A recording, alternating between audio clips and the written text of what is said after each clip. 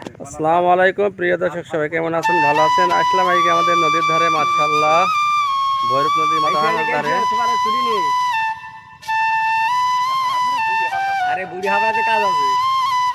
নদীর ধারে কলা বাগান, মাশাআল্লাহ, এত সুন্দর নদী, মাথাভাঙা নদী, ভৈরব নদী। মাথাভাঙা মানে সিং নেই, ঠিক আছে, ওইদিকে হিয়া সবুজ ওইটাই। হ্যাঁ ফোন দিস, আসলাম নদীর ধারে ধারে। দেখা করতে আসলাম। কষ্ট ওটা ভৈরব নদীর ধারে থেকে উঠলাম উপরে। এখানে পাওয়ার পাম্পার মেশিন বসবে, মাঠ চাষ হবে।